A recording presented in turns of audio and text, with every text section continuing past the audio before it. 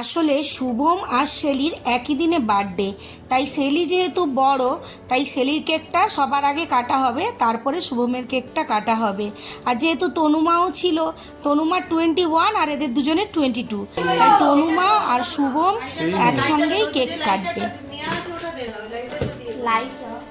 তুই আবার এমন জায়গায় ফেললি ওটা দেখবো যে সব ভুজুস করে সব ভুলে যাচ্ছে। না না না, জ্বলবে না জ্বলবে না।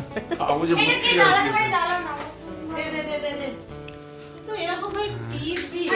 মা জ্বালাও।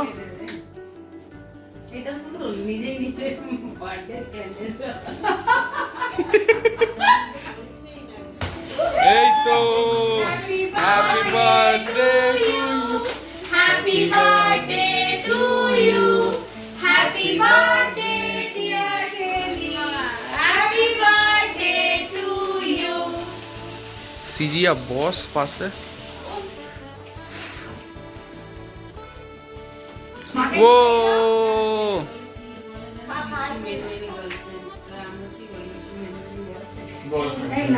অভিজিৎদার একটা বয়ফ্রেন্ড রয়েছে তো। অসুবিধা তো কিছু নেই।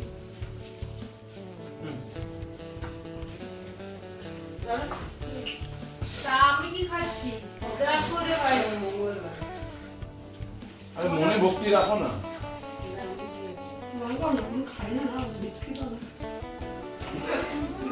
Oh, birthday boy.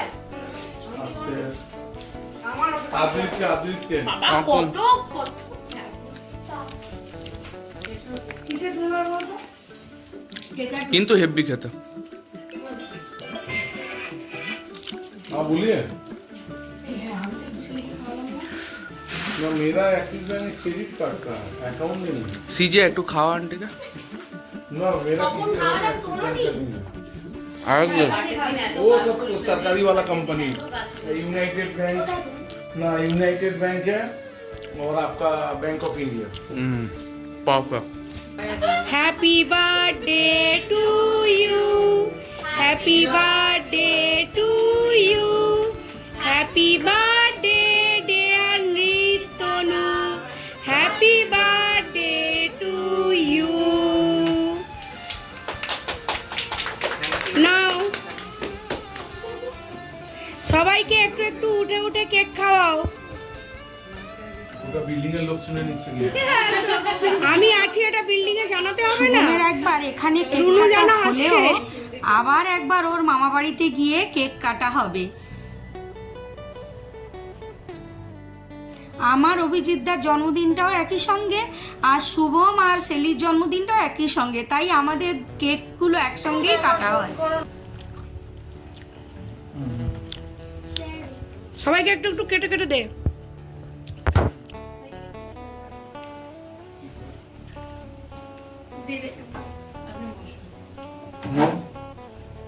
ভালো লাগছে খেতে? ও একটা বয়সে ঢুকেছে না, ও কোনো বন্ধু পাচ্ছে না। বাবু আস্তে আস্তে কাট, এত টেনশন করিস না।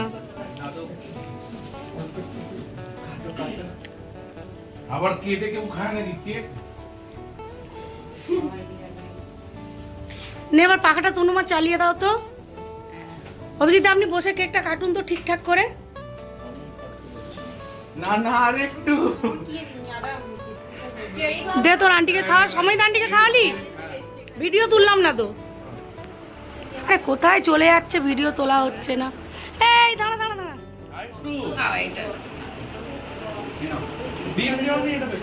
ডিম দেয়া নেই, ছোটি খাও। এগলেস নিয়ে এসছি।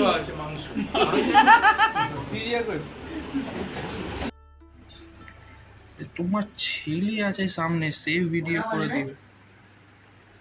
রাম তোকে একটু খাই দি।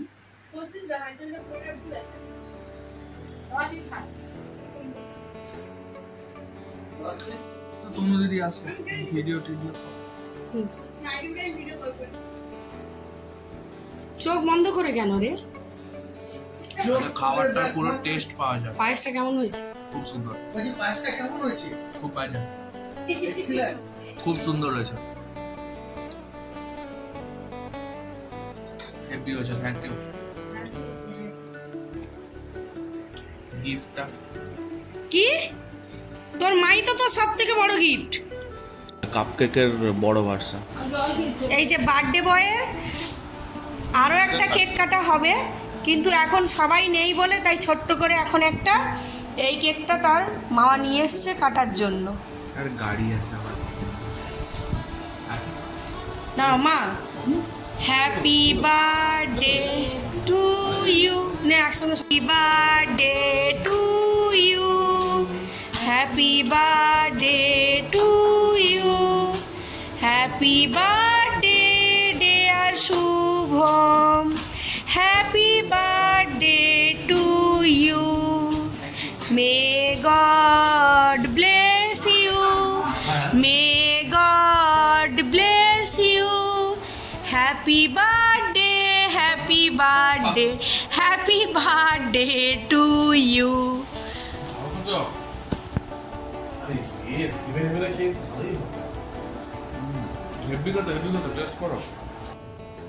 সকালে সবাই মিলে এবার একসঙ্গে হয়েছি, আর এখন একসঙ্গেই শুভমের কেকটা কাটা হবে।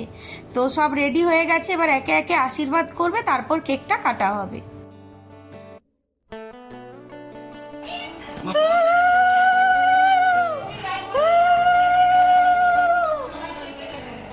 না শোনো যাও, শোনো যাও,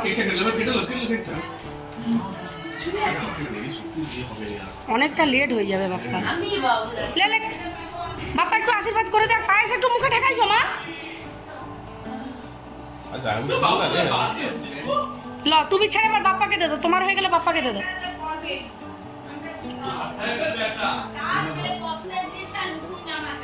আজ গরম আছে।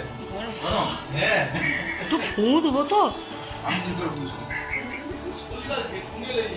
শান্তু চলায়। ले मेरे तो ये कर भाई बड़ा ले शांत दे ओए बिराज একটা কাট। ले एक दिन बारे আমরা হ্যাঁ বেশ। জিতু ভাই জিতু এসো তাড়াতাড়ি, দাদার পাশে দাঁড়িয়ে যাও, দাদার পাশে, দাদার পাশে, দাদার হাত ধরে কেক কাটো। লে দুই ভাই বোনের হাত ধর। এই প্লেটটা ওটা ঠিক নয় শতাব্দী দাঁড়াও, আশীর্বাদ করবো না।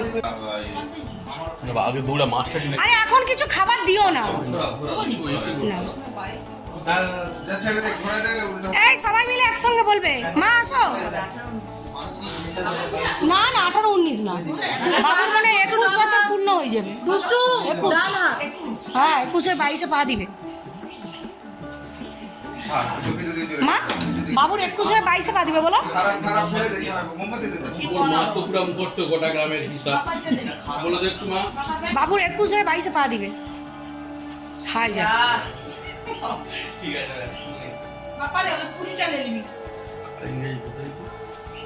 আমার মনে হয় শেষ হয়ে গেল নাকি রে বাপ্পা। এখানে রেখে যা। আরে কে মোমবাতিটা পড়বে, ও দা ছেড়ে দে, ছেড়ে দে, মোমবাতিটা দে দে, মোমবাতিটাই দে দে।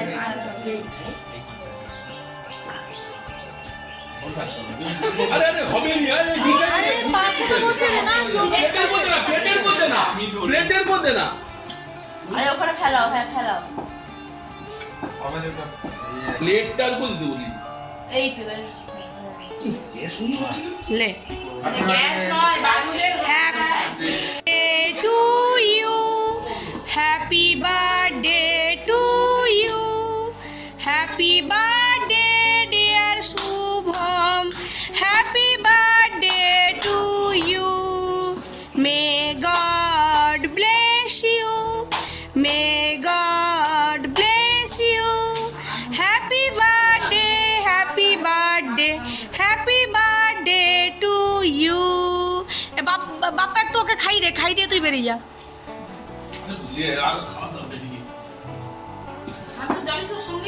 লে একটু নাও, শতাব্দী যাও গামছা। আচ্ছা ঠিক আছে, শতাব্দী পরে খাওয়াবে লে। আবার মাসিকে তুই বিড়াল আছে এক্ষুনি খালি, এক্ষুনি সব ঢাকা দে। ওই বাপ্পাকে পুরিটা দে দে তো শান্তু, ঢাকনা লাগিয়ে বাপ্পাকে পুরিটা দে দে তো।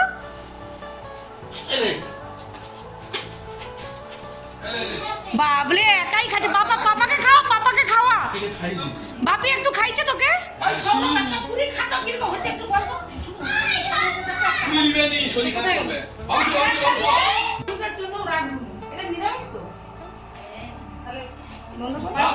বন্ধ করো। আমাদের গরু নাই কিন্তু গোবিন্দর পূজা করছে। বাবা মুরগি কন্ট্রিবিউট করছে আর হচ্ছে যে আমাদের পার্টিটা হয় আমি অনেকদিন পার্টি করতে যাই। তুমি হোক না। মোর রাগ করার হয় বাবা। কি আমি হেল্প করো।